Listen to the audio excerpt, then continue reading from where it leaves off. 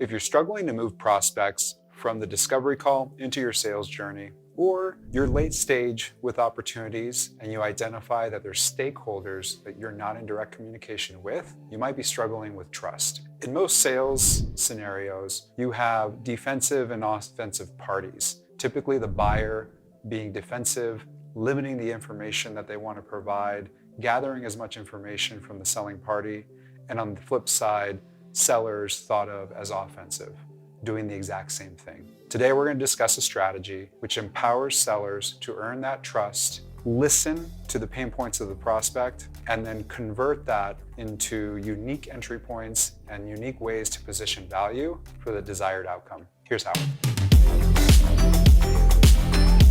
Selling with empathy is a growth strategy, and it's a technique that's used to maximize outcomes from both inbound and outbound sales funnels. Today, we're going to discuss three things: why to sell with empathy, how to do it, and the expected outcomes. Let's begin.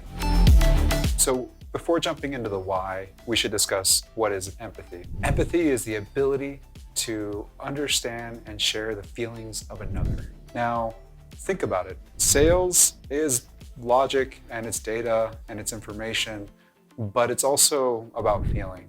It's about buying from people you like because you feel they understand you. So why lead with empathy? Well, let's discuss the importance of empathy and what it is. It's the ability to understand the feelings and pain points of another and sharing those pain points. You see, a history of selling, poor selling that is, has been designed around a prospect and a seller being adversaries, where the seller is only looking for entry points and they're only looking for positioning their own product, their own service, and the unique value proposition that makes them special among 100 other providers. And in that world where that's been the expectation that is set, you're really limiting the ability for people to work together towards a problem. So why do you lead with empathy? You lead with empathy because it opens up avenues to understanding the pain points of your market, the pain points of a prospect at an individual level. So how do we do that? So you're introducing empathy into your sales process. You can do this by looking at your prospective buyer through three lenses. The first lens, organization. What is the organization that they represent? What do they do? How do they make money? How do they win? How do they fail? And that organization often is going to be a business. It can be a nonprofit, but in the C2C selling world, that organization could be something like a family unit. So understanding the scope of success and failure for that organization is the first step. And 90% of buyers are doing this. That is a very basic thing that should be happening within your sales process today. And it's quite important because without that, it's really hard to discern whether your goods and service can provide value to an organization that's willing to invest in that value. Now, the next step, which good salespeople are doing, is they're looking at the position of their buyer.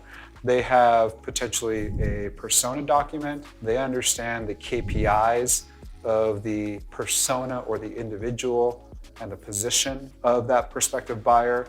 They understand who they report into, the daily responsibilities that they hold, who reports into them, and the projects, campaigns, and people that they're responsible for on a regular basis. That's a really critical level of understanding to get buyers quickly into the next stages of your sales process. Now, the last lens is the individual. The individual lens is the way that you get buyers to sign on the dotted line and bring outside stakeholders into the sales process, because it's the level of trust. You see, I might buy because values and features and investment and capital just make sense and it's the right thing to do, but I want to buy from another person.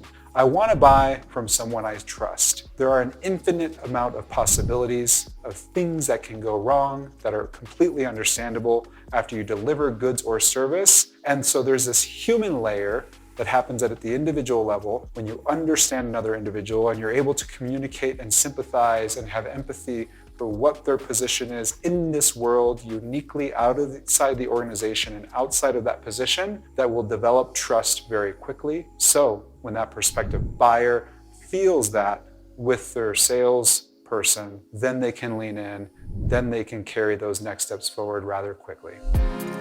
So you introduced empathy into your sales process and you want to understand if it's working. Well, there's 3 ways to do this. First, data. Discovery call conversion rates. How many people do you do a discovery call with, and how many of those people converted on as sales qualified opportunities into your funnel? If you're leading with empathy, the idea would be an increase there and a trust factor that's occurring, which is then carrying into our second data point, which is stakeholders. Are you getting more stakeholders to the table of your sales process? Looking at stakeholders that are not arm's reach away, that are not working through third parties, but they're at the table discussing with your sales team the value propositions that the organization has, is a great example and a great metric to pay attention to understanding if your empathy path is working. And lastly, it's a little more subjective, but it's the actual delivery of value and how your sales team is presenting that value. Now, your value should be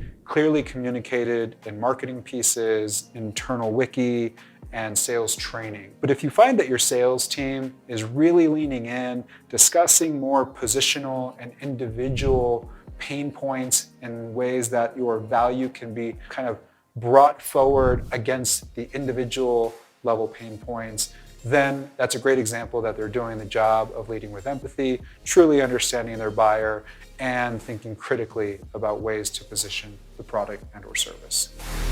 Thank you for watching. We hope you found this information helpful. If you care to do so, drop your favorite discovery call technique in the comments section. And if you'd like to reach out to us, visit leapgrowth.com. And as always, like and subscribe. Have a great day.